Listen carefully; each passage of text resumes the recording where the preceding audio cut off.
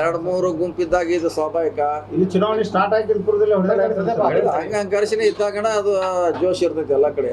ಅದೇನು ಸ್ವಾಭಾವಿಕ ಅಲ್ಲ. ಹೇಳಿ ನಿಮ್ದೇನು ಸರ್? ಏನಂದ್ರೆ ಕಾಂಗ್ರೆಸ್ ಇಲ್ಲಿ ಭದ್ರಕೋಟೆ ಅನ್ನೋದು ಲೆಕ್ಕಾಚಾರನೇ ಇದೆ. ಆದ್ರೆ ಈ ಪ್ರತಿ ಬಾರಿನೂ ಈ ಒಳ ಜಗಳ ಸೋಲ್ತಾ ಇದ್ದೀರಾ.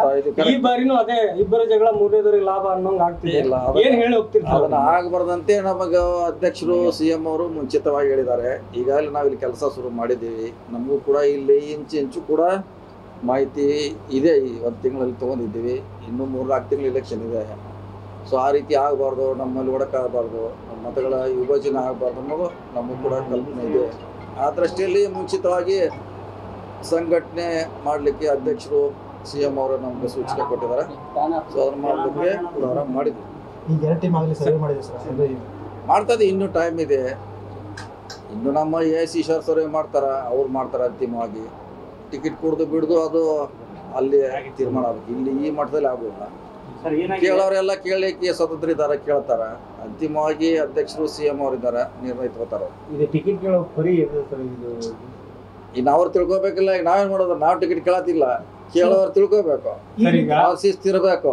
ಪಕ್ಷ ಅಂದ್ರೆ ಒಂದು ಶಿಸ್ತು ಪಕ್ಷ ಇರ್ತೈತೆ, ತಿಳ್ಕೊಬೇಕು.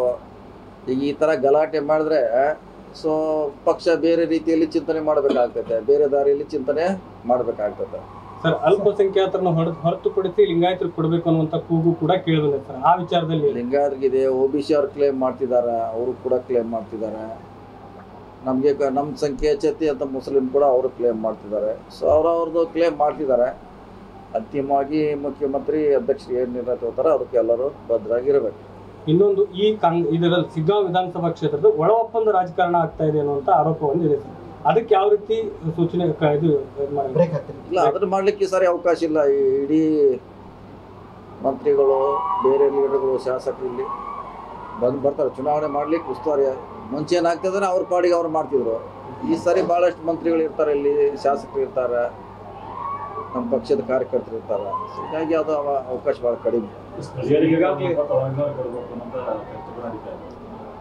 ಇಲ್ಲ ನೋಡಿ, ಸ್ಥಳೀಯರ ಹೊರಗಾಯ್ತು. ಒಂದ್ಸಲ ಒಬ್ರಿಗೆ ಕೊಟ್ಟಿದ್ದಾರೆ. ಈಗ ಅದನ್ನು ಅವಾಗ ಚಿಂತನೆ ಮಾಡಬೇಕಾಗಿತ್ತು ಪಕ್ಷ ಅಥವಾ ಇಲ್ಲ ಅವರು.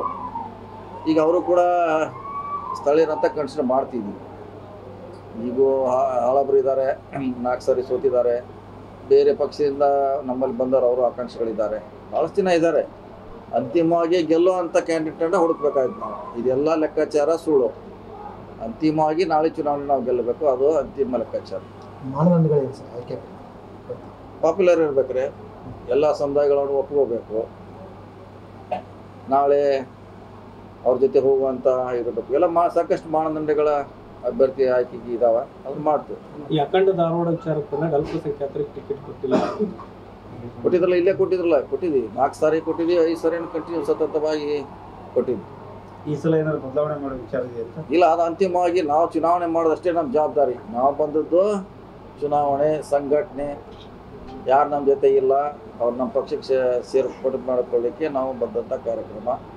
ಟಿಕೆಟ್ ಕೊಡೋದು ಬಿಡೋದು ಅದು ನಾಳೆ ಟೀಮ್ ಬರ್ತೈತೆ. ನಾಳೆ ಟಿಕೆಟ್ ಕೊಡೋದು ಟೀಮ್ ನಾಳೆ ಅಥವಾ ನಾಳೆ ಏನೋ ಬರ್ತಾ ಇದೆ. ನಾಳೆ ಬರ್ತಾರೆ, ಅವರೆಲ್ಲ ಕಮಿಟಿ ಇದೆ, ಅವ್ರ ಕಮಿಟಿ ರಿಕಮೆಂಡ್ ಮಾಡ್ತಾರೆ. ನಮ್ಮದು ಚುನಾವಣೆ ಮಾಡೋದಷ್ಟೇ ನಮ್ಮ ಜವಾಬ್ದಾರಿ.